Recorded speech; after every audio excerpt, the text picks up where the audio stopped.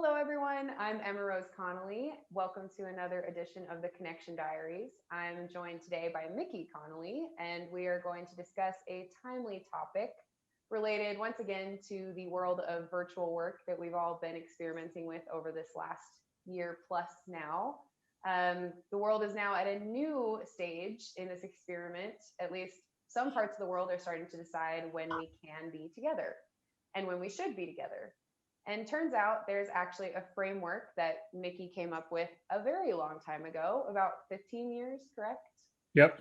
That very much applies to this. So I invited him to share why that might be relevant today and how it can help us be intentional in the design of our conversations as we move forward. So, would you like to share what that framework is about? Yeah, I'll say a little summary of it, and then you can decide where we go with this conversation. I like that you just put it in the context of design, because I think the fundamental design principle, when you're looking at in what kind of venue are we going to have an interaction, and I mean venues all the way from am I doing this in a text to are we having dinner together, and making that choice can be a choice about thoughtful design. And the basic design principle is the greater the potential for disagreement, the more human senses you want engaged in the conversation.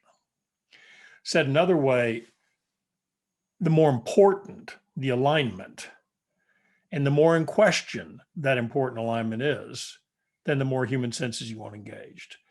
We found that every sense you take away, the imagination fabricates things about the other person, about their mood, about their intention, sometimes even about their character.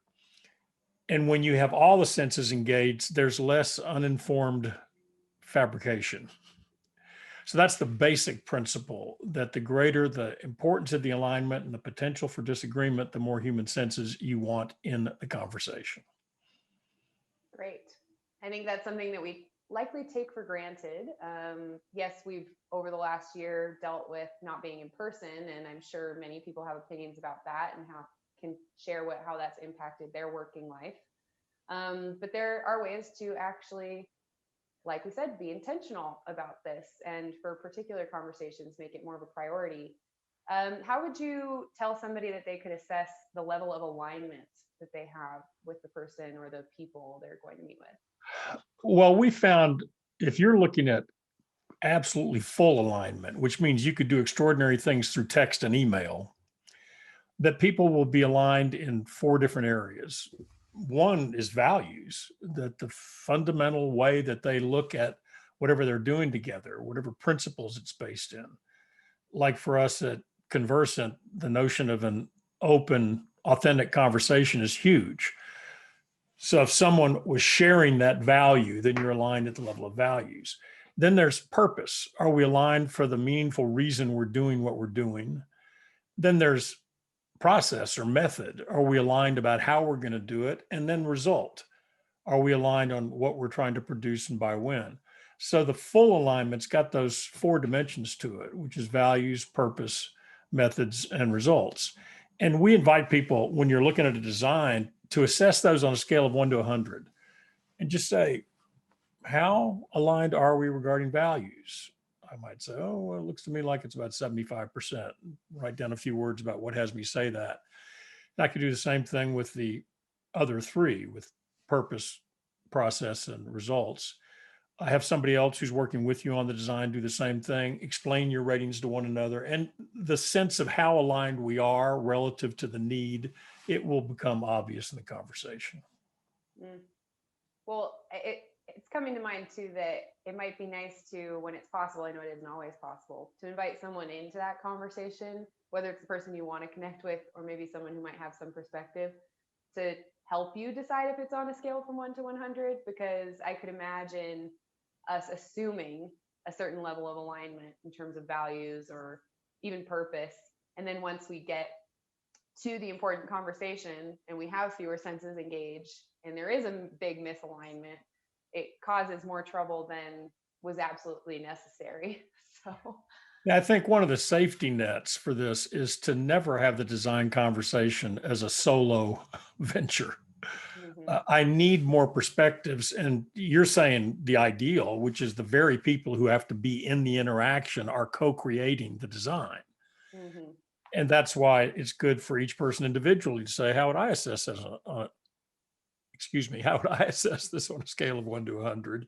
And then you explain it to one another. And in the learning, we reveal what the gap is between the need for alignment and the current state. Mm. So within this set of principles that we call the 5 cent solution, it goes all the way up to having a meal together, as you said. Why do you think that's something that's important? I think it's something we probably treat as a throwaway. It's fun, of course, to expense a dinner and go hang out and maybe throw back a few glasses of wine, but that it might actually serve a larger purpose. Yeah, I'd like to get to that by just talking a little bit about the stages. So we talk about the 5 cent solution as in human senses, and that you add a sense every time you need to assure the environment in which the alignment can happen. And that's why I said earlier, there are things you can do via chat or email. However, have you ever tried to resolve an argument via chat or email? Most people say that doesn't go so well. And it's because the level of disagreement doesn't fit the amount of senses you have in there. And we fabricate all sorts of mischievous things about each other. And you can move up the ladder if you decide that we definitely need more than that, then you're going to add some sort of audio experience, like all the way from voicemail to a walking meeting where I'm out walking and you're out walking, but we're listening to each other and talking to each other. So we get an audio sense. And above that, you add vision to all that, where we're doing something like we're doing here. The dinner thing is whenever you really need to have people be fully human together. And I know that can sound a little strange. Uh, the time that I originally got really inspired by this, I'll explain first by reading a quote from someone who I respect. I believe there's no such thing as a conflict that cannot be ended. They're created and sustained by human beings. They can be ended by human beings, no matter how ancient the conflict, no matter how hateful, no matter how hurtful, peace can prevail. That was George Mitchell in the words that he used when he was accepting the Presidential Medal of Freedom after the success of the Good Friday Accords that ended 30 years of civil war in Northern Ireland. And one of the things that I admired about what he did is he recognized that it's humans that solve this. How much humanity do we need to bring to the challenge? 30 years of civil war? That would take a lot of humanity. And he did something I found extraordinarily wise. He asked the members of the two warring factions, those representatives, prior to the formal resumption of negotiations, to spend a weekend in the countryside in Ireland with him, with the agreement that throughout the weekend they would share all their meals and there could be no discussions of what they called the troubles. So no conversation about the negotiations, and yet they had all their meals together through that weekend. And it was really an amazing chance to just be humans with each other. And yes, it started out pretty superficial, talking about things like sport and weather. But when you're having half a dozen meals together, that wears out as topics of discussion. And they ended up each sharing things about their family. And by the time they got to Monday morning, there was an extraordinary intersection where they had all honestly shared their fears, given the hundreds of deaths that had happened around them, about the dangers that their children were in, the dangers that their family at large were in. And that gave a completely different foundation for the resumption of those negotiations. Now, a lot went on after that, but there are many people who say when the accords were finally inked and what's called the Mitchell principles ran them, that people's availability to even create the negotiation principles started at those dinners. So that's an example. Now, for us who are not managing a resolution of a 30-year civil war, the question simply is it time for us to be together because the stakes are so high that it's worth investing in this. So just last week with a client, we'd been working on a project remotely for a year, and it got way down the road, a lot of progress. However, there were some really basic strategic questions for this company that needed to be answered. And it was beginning to be difficult to manage it virtually. And the CEO said, how about we make sure everybody's vaccinated and we actually get together and do this in person? And I thought he was impeccably appropriate. We had that meeting, 2 half-day sessions and a dinner. We got more done than I think we could have done in 10 sessions virtually. It was just time because the stakes were high. The people needed to be with each other in a way that evokes the kind of trust that immediate perception can create. So you don't have to wait for war to have dinner be a wise move in the domain of well-designed alignment. Well, I like that you bring up the limits of virtual, because I think that's something that we actually spoke about very early on, one of our first Connection Diaries videos, about what's the purpose of your being together, what do you need the results of that conversation to be, and then to design backwards from that whether or not being in person is really necessary. This framework gives you a bit of a deeper dive into how to design that and how to make those decisions. But virtual is wonderful. It's been really great for certain things. I think we'll continue to do some virtual work with clients for the rest of the time that this company exists. But that there are times when we will benefit from being in person. Also, the role of humanity, as you mentioned, a lot of people have said over the last year that we've gotten a dose more of people's humanity, getting to see into their homes, see their children and their dogs and their cats on their lap running through the background and things like that. We've had a lot more generosity for people's limitations in working from home.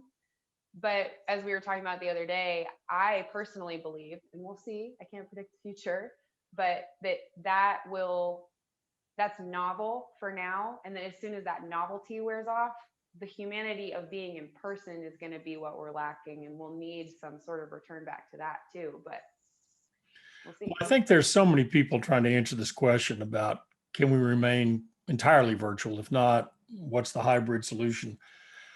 I think one thing to be really careful of is I've seen a lot of people get into conflicts about this question already. Yeah. And they start with their personal preferences, making a case for why we should all do the thing I like better. So some people are saying it's hard for me to be at home and not have the separation between work and home. It was fine in the beginning, but now it's a source of stress on my family. I want to go in. And other people are going, hey, I don't need to go in there. I love being at home.